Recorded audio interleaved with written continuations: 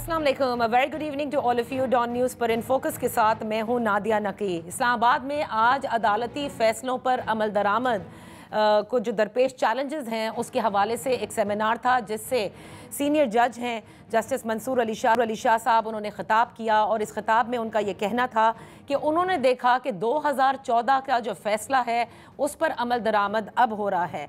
साथ ही जस्टिस मंसूर अली शाह ने कहा कि ऐसा नहीं कि सुप्रीम कोर्ट के फ़ैसलों पर अमल नहीं होता, सुप्रीम कोर्ट अपना इख्तियार आइन से लेती है और उनकी ज़िम्मेदारी है कि वो तवाज़ुन बरकरार रखे, यानी सुप्रीम कोर्ट की ये ज़िम्मेदारी है।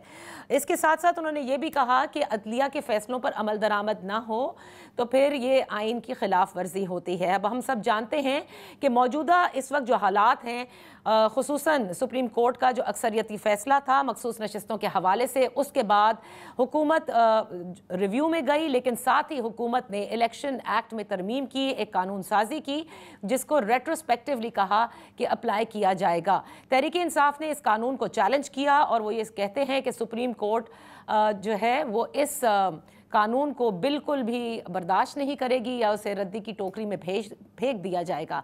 बहरहाल जो इस वक्त वाक़यात हैं उससे ऐसा लगता है, क्योंकि इस फैसले के बाद हुकूमत की जानिब से सख्त तनकीद की गई। तनकीद सिर्फ फैसले पर नहीं बल्कि अदलिया पर भी की गई।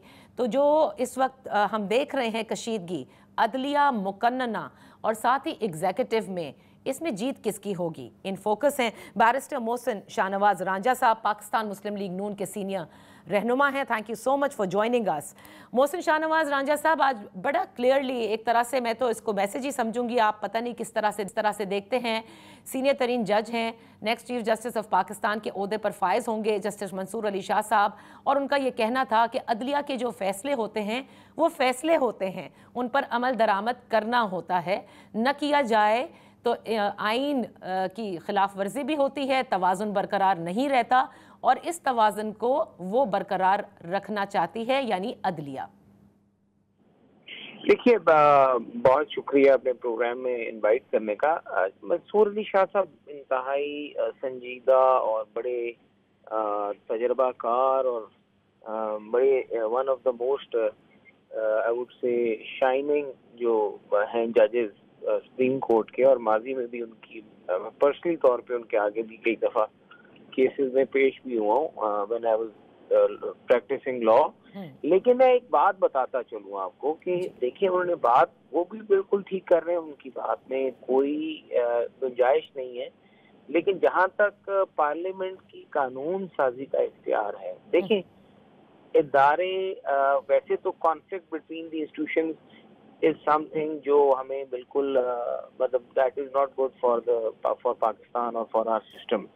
डायकोटमी ऑफ पावर का जो कॉन्सेप्ट है उसका मतलब ये है कि हर अदारा अपने अपने जो हदूद तजावुज़ की गई हैं उनके लिए उसके बीच में रहते हुए, कॉन्स्टिट्यूशनल लिमिट्स के बीच में रहते हुए काम करे। पार्लियामेंट ने अगर कानून साजी की है और सुप्रीम कोर्ट ने एक फैसला किया है, तो देखें पार्लियामेंट एक चीज ऐसी है जहाँ पर लॉ में, कॉन्स्टिट्यूशन में कहीं पे मजीद एक्सप्लेनेशन की जरूरत होती है, यानी कि कॉन्स्टिट्यूशन का एक आर्टिकल है 51 जी, उसको मजीद एक्सप्लेन करने की कहीं पे जरूरत है। 160 है या और कॉन्स्टिट्यूशन की आर्टिकल है, क्योंकि उससे वेगनेस आ रही है और उस वेगनेस से जो फैसले हैं उसके बीच में अगर जुडिशियल डिस्क्रेशन जो है उस तरह की आजमा ली जाए कि कॉन्स्टिट्यूशन रीराइट होना शुरू हो जाए, then parliament has all the right to make the law clear, ठीक है, make the constitution clear, ठीक है। अगर उन्होंने कॉन्स्टिट्यूशनल क्लैरिटी दी है पार्लियामेंट ने और उन्होंने क्लियर किया है कि जो इंटेंट ऑफ द लेजिस्लेटर थी जब वो ड्राफ्ट कर रहे थे कॉन्स्टिट्यूशन की रेलेवेंट प्रोविजंस, उनकी इंटेंट जो है ना वो बेसिकली जिस तरीके से interpret supreme court of Pakistan ने की है, शायद वो उसकी क्लैरिटी को मजीद वाज़िया करने के लिए वो समझते हो कि वो इंटेंट लेटर एंड स्पिरिट में नहीं थी लेजिस्लेटर की। अच्छा, जब लेजिस्लेटर ये समझे कि वो नहीं थे तो उसके पास ऑल द राइट्स हैं to review and to make a new law, जो कि किया गया, जो कि अभी किया गया इलेक्शन एक्ट में किया गया। अच्छा, लेकिन तहरीक इंसाफ ये कहती है कि हुकूमत ने जिस तेजी से, देखिए एक तरफ आप रिव्यू में गए क्योंकि आपको ज़ाहिर है फैसले पर तहफ़्फ़ुज़ात हैं और आपका हक़ है रिव्यू में जाना, और दूसरी जानिब आप फौरी तौर पर कानून साजी करते हैं। तो तहरीक इंसाफ ये कह रही है कि आप सर्कमवेंट करना चाहते हैं सुप्रीम कोर्ट के इस डिसीशन को, और इसीलिए इसकी जो इंटेंट है, जिसमें जैसे कभी कहा जाए कि पर्सन स्पेसिफिक है, it's not for public at large, तो ये उस ज़ुमरे में आ जाएगा, और जब इसकी नीयत देखी जाएगी तो ये कानून ठहर ही नहीं सकता। देखिए वो तहरीक इंसाफ का ये आर्ग्यूमेंट है। हमारा आर्ग्यूमेंट ये होगा कि जो 51 की, देखिए डिसेंटिंग जजमेंट्स और नोट्स तो हैं, चाहे वो हैं minority judgments, but the views are still there and the views are still valid and they are now part of the law. वो भी हैं, डिसेंटिंग जजमेंट्स भी जो हैं वो भी बड़ी स्ट्रांगली कंसिडर की जा सकती हैं। और यहाँ पर जब हम देख रहे थे कि एक बेसिकली इनसिक्योरिटी कॉज की गई विद रिगार्ड टू एक्सटेंशन, जबकि चीफ जस्टिस मोहतरम कह चुके हैं कि वो एक्सटेंशन में इंटरेस्टेड नहीं है, और वो उसके ऊपर सेंसिटाइज करके एक एनवायरनमेंट बनाया गया। मैं ये नहीं कह सकता कि that is the reason judgment इसलिए इस तरह की आई, और एक पार्टी जो फ्री कोर्ट में भी नहीं थी, अदालत में मौजूद नहीं थी, उसको रिलीफ दे दिया गया। मैं ये नहीं कहूँगा, but still having said that मैं ये जरूर कहूँगा कि 51 आप पढ़ लें तो उसमें बड़ा क्लियर है। अच्छा, कि अगर आप एक दफा एक पार्टी ने इलेक्शन में हिस्सा लिया हो तो वो मखसूस नशिस्तों के लिए होती। एक पार्टी एग्जिस्ट ही नहीं कर रही, एक पार्टी सिरे से उसका पार्टी सिंबल भी नहीं है, तो उसके बड़े मसाइल हैं, आपने उसको भी वैलिडेट कर दिया और वो पार्टी आपके सामने मौजूद ही नहीं है। कई दफा होता है ना, एक पार्टी कोर्ट में आती ही नहीं है और उसको रिलीफ मिल जाता है, तो ये बहुत कम केसेस में होता है। हमेशा कोर्ट में आके ही रिलीफ मिलता है, पार्टी बनना चढ़ पड़ता है प्रोसीडिंग्स का।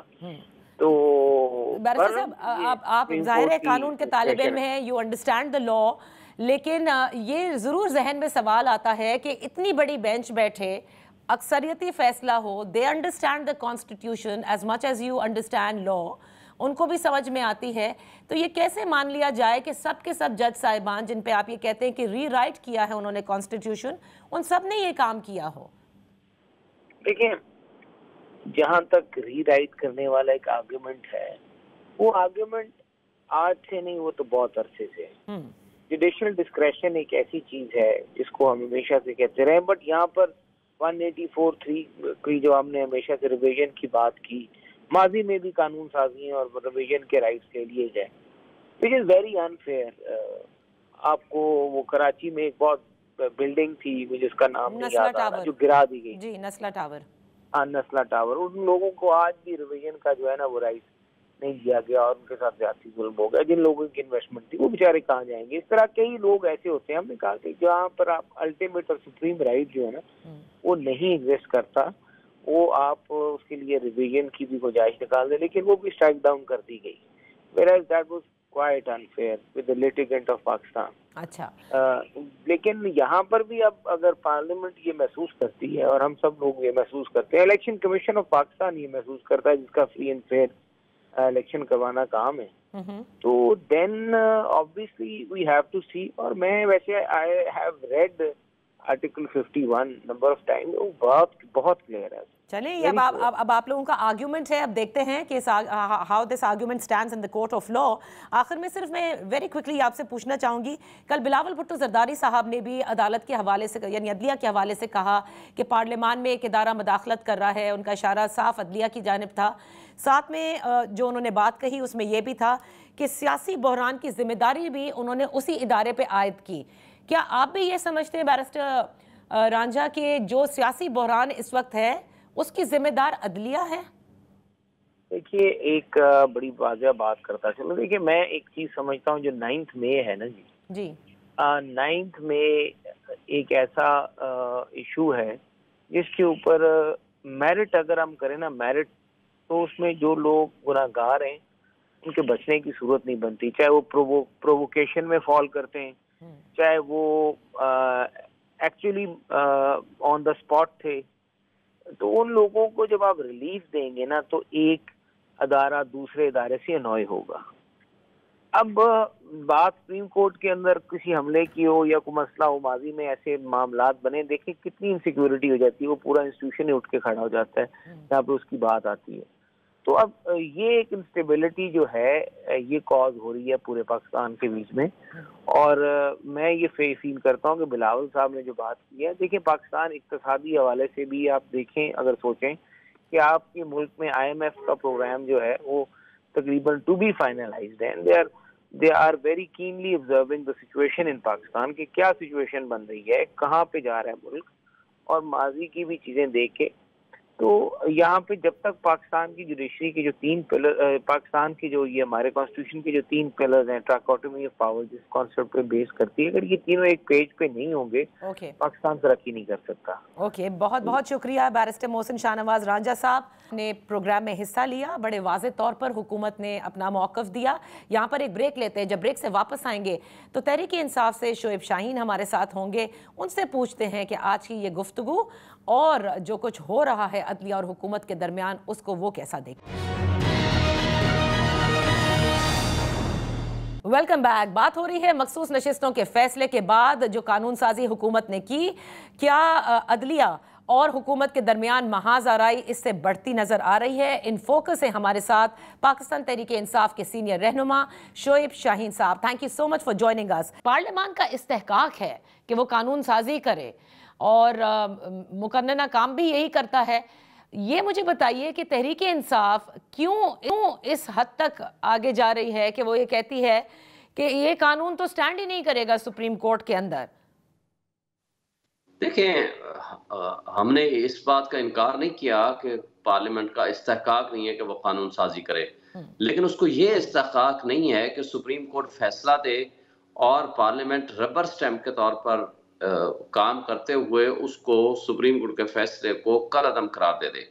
दूसरी बात, एक सुप्रीम कोर्ट ने आइन के आर्टिकल 51 की तशरीह की है और सुप्रीम कोर्ट ने इलेक्शन कमीशन के उस फैसले जिसके जरिए उन्होंने सुप्रीम कोर्ट की जजमेंट को मिस इंटरप्रेट किया है, उस गलती को दुरुस्त किया है और इंसाफ दिया है। अब आप अगर नाइंसाफी पे मबनी कानून साजी करेंगे तो सुप्रीम कोर्ट को ही यह हक हासिल है कि वो कानून के अल्ट्रा वायरीज होने या आइन के मनाफी होने, सुप्रीम कोर्ट की जजमेंट के मनाफी होने, पर्सन स्पेसिफिक लॉ होने के ऊपर वो फैसला दे। देखें, आइन ने एक वाजे गाइडलाइंस दी हुई हैं। किसी एक शख्स को या किसी एक पार्टी को डिप्राइव करने या किसी एक पार्टी को फायदा पहुंचाने की गरज से कानून साजी नहीं हो सकती। और फिर एक कानून का एक इम्पैक्ट ये होता है कि जिस कानून के तहत आप किसी को फायदा दे चुके हो या किसी का फायदा हासिल हो चुका हो, उसको डिप्राइव बैकडेटेड नहीं किया जा सकता। अब आप देखें कि इसका इतलाक भी बैकडेटेड कर दिया गया। एक तरफ तो आप कहते हैं कि हमारा रिव्यू का हक हासिल है और आपने रिव्यू के लिए पिटीशन भी फाइल कर दी है, और दूसरी तरफ आप उसी फैसले को फ्रस्ट्रेट करने और सरकमवेंट करने के लिए कानून साजी कर देते हैं और पार्लियामेंट को आपने रबर स्टैंप बनाया हुआ है। और पार्लियामेंट ये कौन है? जो फॉर्म 47 की पैदावार है। फॉर्म 45 के मुताबिक हम लोग जीते हुए 180 से ज्यादा सीटें बाहर बैठे हुए हैं और वो मखसूस नशिस्तें देखें, वो पार्टीज का हक होता है। ये कहाँ सुप्रीम कोर्ट ने पहले वाले फैसले में लिखा, यही सुप्रीम कोर्ट ने डिक्लेयर किया। इवन आथर जज जो काजी साहब थे उन्होंने भी कहा कि हमने कहा था कि पीटीआई को तुम इंडिपेंडेंट डिक्लेयर कर दो। ये एक पार्टी थी और पार्टी है, और पार्टी के लोगों को इंडिपेंडेंट डिक्लेयर करना इटसेल्फ खराबी की बुनियाद बना। और ये जो कानून आया है इटसेल्फ फिर वही बात कर रहा है जो इलेक्शन कमीशन ने जानबूझ के बदनीयती पे मबनी फैसला दिया था कि नहीं जनाब ये तो इंडिपेंडेंट थे और इंडिपेंडेंट ही हम इनको ट्रीट करेंगे। आपने जो सुप्रीम कोर्ट की जजमेंट को पढ़े बगैर और जिस अंदाज से इन्होंने कानून साजी की है, ना सिर्फ ये बदनीयती पे मबनी है बल्कि ये पर्सन स्पेसिफिक है और अपने आप को फायदा पहुंचाने के लिए है। बैकडेटेड उसका इतलाक किया गया है और आइन की तशरीह को एक कानून साजी के जरिए खत्म करने की कोशिश की गई है। इसलिए हम ये कहते हैं कि ये इनका अख्तियार नहीं है। अच्छा, तो शोएब शाहीन साहब, आपने गुज़िश्ता रोज पार्लियामान में जो तकारीर हैं वो भी देखी होंगी। हुकूमत के इत्तेहादी हैं पाकिस्तान पीपल्स पार्टी, उनके चेयरमैन ने साफ ये कहा है कि पार्लियामान में एक इदारा दखल अंदाजी कर रहा है और सियासी बहरान का जिम्मेदार भी उसी को ठहराया है, यानी उनका इशारा अदलिया है।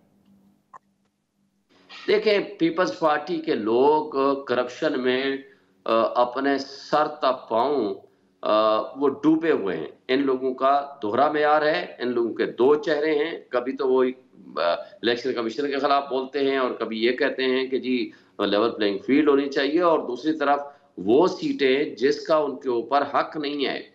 आर्टिकल 51 प्रोपोर्शनेट शेयर देता है, यानी जिस पार्टी को जितना जनरल सीटें मिलेंगी, खवातीन और मखसूस जो मिनॉरिटीज की रिप्रेजेंटेशन है उस तनासब के हिसाब से मिलेंगी। लेकिन उस तनासब के ओवर एंड अबव लेने के लिए वो तमाम हदें और आइन के बरअक्स तमाम वो हदें पार करके सुप्रीम कोर्ट में भी पहुंच जाते हैं और यहाँ भी वो इस तरह की हरकतें करते हैं। लेकिन उन्होंने शिकायत तो ये की है ना, वो तो कल कह रहे थे कि टॉफियों की तरह सीट्स दे दी गई हैं, क्योंकि तहरीक इंसाफ तो इसमें कहीं थी ही नहीं, यानी फरीक ही नहीं थी। तो ये इस वक्त ये शिकायत है मौजूदा हुकूमत और उसके इत्तेहादी को। देखें, मैं और आप सुप्रीम कोर्ट में चले जाएं कि ये हम दोनों पार्टियों का हक है, तीसरी पार्टी जिसका असल हक है, जो वारिस है, अगर वो है ही नहीं उसमें, फर्ज करते हैं, तो क्या सुप्रीम कोर्ट दो फरीकों में से किसी एक को दे देगा? क्या इंसाफ के तकाजे ये हैं? बिल्कुल उसमें पार्टी थी पीटीआई के लोग गए हुए थे, पीटीआई एज ए पार्टी उसने एप्लीकेशन दी इम्प्लीटमेंट के लिए, पीटीआई का सारा रिकॉर्ड मांगा गया इलेक्शन कमीशन ने के पास से और हमने सारा रिकॉर्ड जमा कराया, इनकी सारी बेईमानियां वहां डिस्कस की। लेकिन बात यह है कि इनकी बदनीयती यह है कि कोई फरीक तीसरा नहीं है उनके बकौल। मुझे बता दें, घर किसी तीसरे फरीक का है और दो फरीकैन झगड़ा लेके चले जाते हैं कि जी हम दोनों में से किसी में तकसीम कर दो, तो क्या सुप्रीम कोर्ट आंखें बंद करके उनमें से तकसीम कर देगी या इंसाफ को देखेगी? लेकिन वो जो दो लोग गए थे शोएब शाहीन साहब, उनमें से एक आप लोग थे सुन्नी इत्तेहाद काउंसिल के तौर पर, जिसमें आप लोगों ने जाकर ये कहा था, कई मरतबा पूछा गया, वो इख्तिलाफी नोट में भी लिखा है ना कि तहरीक इंसाफ को नशिस्त मिलनी चाहिए या नहीं, जिस पर काउंसिल्स ने कहा नहीं, सुन्नी इत्तेहाद काउंसिल को मिलनी चाहिए, इसीलिए सब हैरान है। नहीं, ये बात दुरुस्त नहीं है। हमने ये नहीं कहा कि पीटीआई को नहीं मिलनी चाहिए, हमने कहा कि सुन्नी इत्तेहाद काउंसिल के तरफ से जो पटिशन हमारे थे उनको दे दें और पीटीआई बतौर पार्टी वहां इम्प्लीटमेंट की दरखास्त देके हम गए। हमने ये नहीं कहा, हमने कहा ऑप्शन दिया। असल में ये पीटीआई का हक है, लेकिन चूंकि जो हमारे साथ हो रहा था इंटर पार्टी इलेक्शंस के हवाले से सिंबल छीना गया और जिस अंदाज से सुप्रीम कोर्ट की जजमेंट को मिस इंटरप्रेट किया गया, हमारे पास ऑप्शन कोई नहीं था, हम सुन्नी इत्तेहाद काउंसिल में जाते। और इस हवाले से मेरा और सलमान अकरम राजा का पहले दिन से मौकफ था, बल्कि राजा साहब तो हाई कोर्ट में गए, उन्होंने कहा कि जनाब मुझे सुन्नी इत्तेहाद काउंसिल पीटीआई ट्रीट किया जाए। इलेक्शन कमीशन ने कहा नहीं, आप पीटीआई नहीं है, आप तो इंडिपेंडेंट हैं। और इस तरह इन हालात में सारा रिकॉर्ड उनके पास रखा गया तो सुप्रीम कोर्ट ने फैसला दिया। लिहाजा ये जो बात है कि हमने ये कहा कि पीटीआई को ना दी जाए, ये कहीं भी नहीं आपको मिलेगा। अच्छा, आखिर में मैं आपसे ये जानना चाहूंगी कि 9 मई के हवाले से जो जुडिशल कमीशन तश्कील देने की दरख्वास्त की थी खैबर पख्तूनख्वा हुकूमत ने, जिसके हवाले से रजिस्ट्रार पेशावर हाई कोर्ट को, और वहां से ये मना हुआ ये कह के कि 1985 की खिलाफ वर्जी है रूल्स ऑफ बिजनेस की, जो KP government rules of business है, तो क्या वो मजाज अथॉरिटी नहीं थी जो दरख्वास्त दी गई, और फिर किस तरह से जुडिशल कमीशन बन सकता है? Because if I am not mistaken, high court की जो जुरिस्डिक्शन है जाहिर है वो सूबाई सतह पर है, और 9 मई जो है वो एक सूबे में नहीं बल्कि कई जगहों के ऊपर हुआ है ना। जी बिल्कुल, यही बात उन्होंने उठाई है उस हवाले से। इसलिए तो आपको याद होगा कि हम 14 महीने पहले, 15 महीने पहले बल्कि अब हो चुके हैं, हम सुप्रीम कोर्ट में पिटीशन फाइल कर चुके हैं कि सुप्रीम कोर्ट का जो है 3 मेंबर बेंच वो सिटिंग जजेस पे मुश्तमिल एक जुडिशल कमीशन बनाए। लेकिन पेशावर हाई कोर्ट में ये उनको अख्तियार हासिल है कि पेशावर की हद तक या यानी लाहौर ये केपी की हद तक जो को मामलात हैं उसकी हद तक कमीशन बना सकता है। बहरहाल ये सवाबदीद थी हाई कोर्ट की, वो चाहते तो बना सकते थे। अच्छा। मगर उन्होंने इनकार कर दिया है, तो हम इसको प्रेस करेंगे सुप्रीम कोर्ट ऑफ पाकिस्तान में जो हमारी पिटीशन पेंडिंग है और जिसको आज तक लगाई नहीं गई कि वो हमारी पिटीशन को सुने और उसके ऊपर जुडिशल कमीशन बनाया जाए। अगर हमारी नीयती है तो हम मांग रहे हैं ना कि हम तो पहले दिन से ये कह रहे हैं। ठीक है, तो इसका मतलब ये 9 मई की जो स्टिकिंग पॉइंट है between you and the establishment आइड से वो जूं का तू ही रहेगा, क्योंकि मज़ाकरात के हवाले से और इसके अलावा भी जो कुछ एक तरफ आप चाहते भी हैं, दूसरी तरफ कल की ट्वीट भी सामने है कि ऑप्रेसर जो है वो माफ़ी मांगे, या फॉल्स फ्लैग ऑपरेशन है, ऑप्रेस्ड क्यों माफ़ी मांगेगा? देखिए, इस हवाले से तो मैं कहता हूं कि इमरान खान साहब जब प्रेस को ये स्टेटमेंट दे रहे थे, मैं मौजूद था।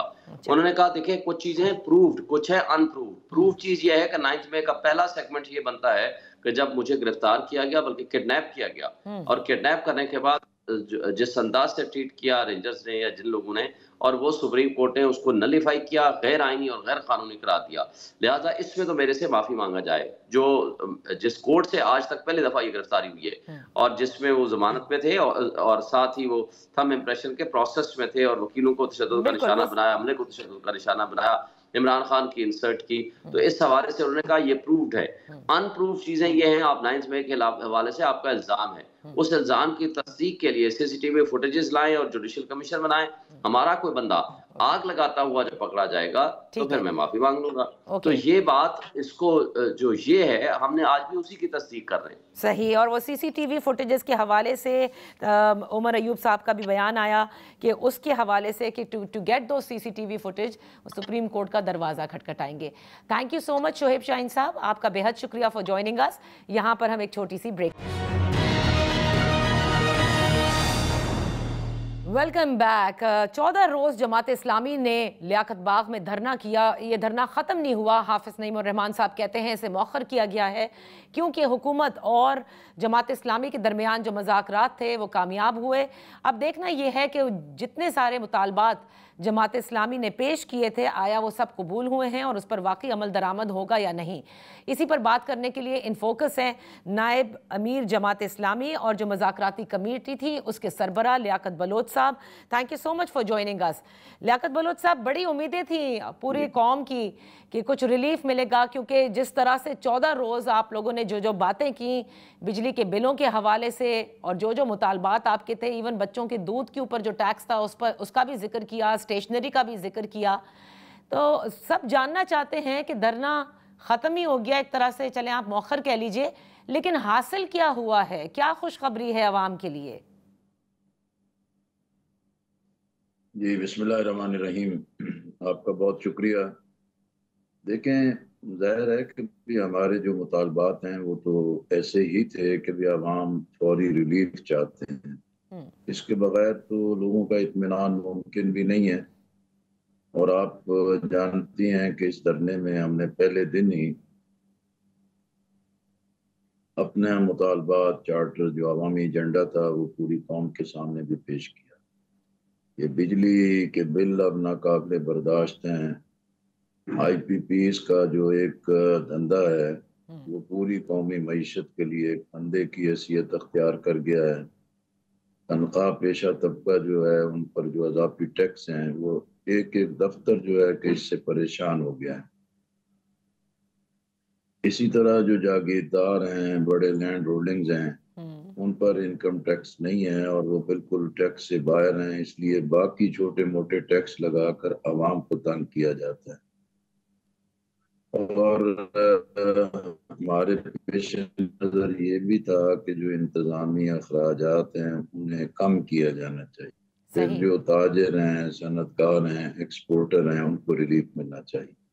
अब ज़ाहिर है कि ये एक ऐसे मुतालबात थे कि जिनके लिए हुकूमत के पास इनकार तो कोई नहीं था, लेकिन अपनी बहुत सारी तौजीहात और उनकी वजाहतें वो करते रहे। ठीक है। इसीलिए बिजली और तवानाई सेक्टर पर जो हमने अचीव किया है, ये IPP जिनके बारे में समझा जाता था कि इनको कोई हाथ ही नहीं लगा सकता, लेकिन जब अवामी आवाज़ उठी है तो अब उसके लिए एक नजर सानी, जांच पड़ताल और हर चीज़ का एक पूरा ऑडिट करने के लिए एक टास्क फोर्स बनी है और जिसके TORs पर हम दोनों ने इत्तफाक करके अपने मुआहदे में शामिल किया। सही। दूसरा, जो बिजली के बिल हैं, बिजली के बिलों का असल हमारा हदफ ही ये है कि जो उसकी लागत है सिर्फ वही वसूल की जाए, जो टैक्स हैं कि उनका खात्मा होना चाहिए।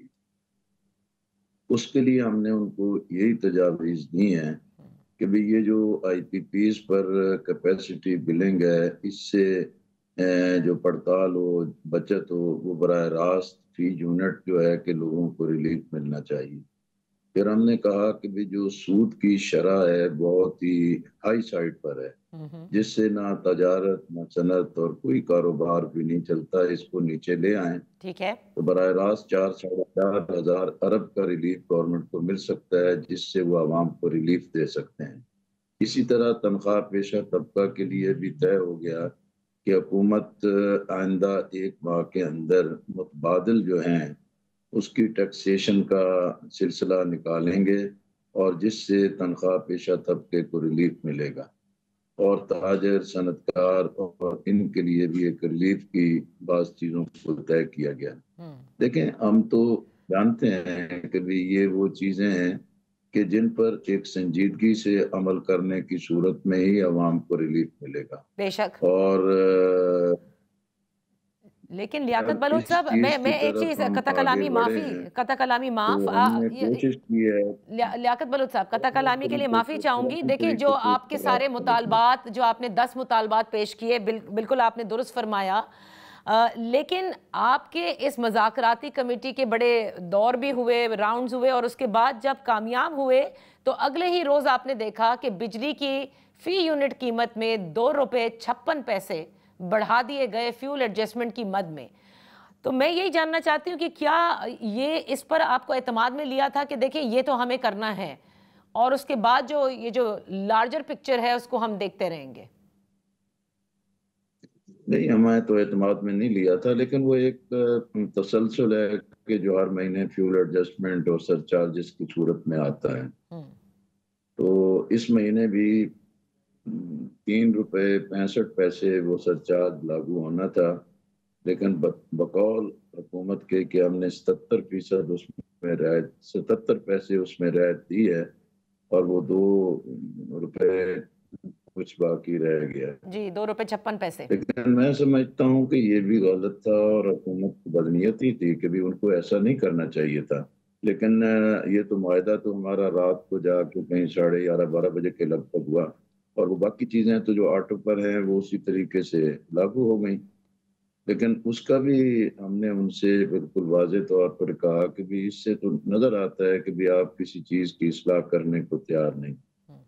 लेकिन जब आप देखें कि भी जब फ्यूल एडजस्टमेंट और सरचार्जेस के बारे में जो चीज़ें तय पा गई हुई हैं वो तो एक मुसलसल चीज़ें बढ़ रही हैं और IMF के साथ उन्होंने वादा किया है, लेकिन असल चीज़ है कि भी फिस्कल स्पेस बढ़ानी चाहिए। हमारे धरने की सबसे बड़ी कामयाबी यही थी कि हमने हुकूमत को इन्हीं चीज़ों की निशानदेही की कि भी आप कहाँ कहाँ से चाहे IMF के मुआहदों की भी पाबंदी अपनी जगह बरकरार रखें, लेकिन जो मौजूदा सिचुएशन है उसमें से आप रास्ता निकाल सकते हैं और आवाम को रिलीफ दे सकते हैं। जिससे उन्होंने कल भी रात को रावलपिंडी में एक बड़ा हमने जलसा आम किया और उसमें लायामल का हाफिज नईम और रहमान साहब ने ऐलान किया कि 11 को उसी के तसलसल में लाहौर में जलसा होगा, फिर पेशावर में जलसा होगा, फिर मुल्तान में जलसा होगा और आइंदा के मराहल भी तय किए जाएंगे। तो टाइमलाइन क्या है? ये टाइमलाइन क्या है लियाकत बलोच साहब कि कितने अरसे में जिस पर आपकी पूरी राउंड्स हुए हैं, मुतालबात जो हैं, जो फिस्कल स्पेस क्रिएट करनी है, जो पावर डिवीजन को दुरुस्त करना है, लेकिन बाकी स्ट्रक्चरल ठीक करना तो और चीजें हैं कि वो तो एक मुस्तकिल नौयत का काम है।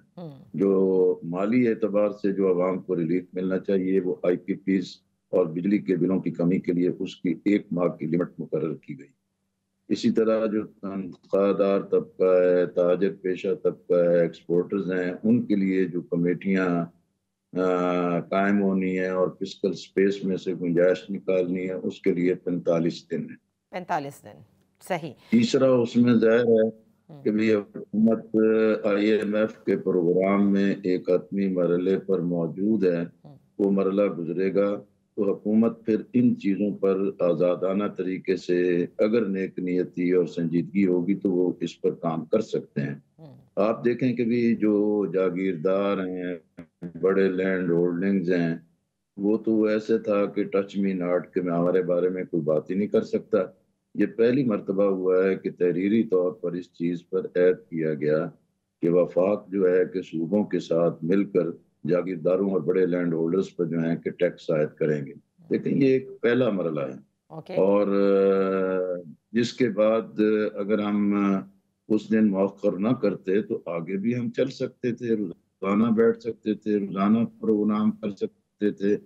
लेकिन जो मुज़ाकरात और मुआहदे होते हैं, कोई भी सियासी जद्दोजहद हो उसका बिल आखिर मुज़ाकरात या किसी तहरीरी मुआहदे में ही एक अपना इख्तिताम पजीर चीज़ें होती हैं। लेकिन इसमें पहला मरला है और उसके बाद की वो चीज़ें हैं कि जिसमें अब हुकूमत ने अपनी सरगर्मी दिखाना है। लियाकत बलोच साहब, यहाँ पर एक छोटी सी ब्रेक लेते हैं और ब्रेक के बाद हम अपनी गुफ्तगू जारी रखेंगे।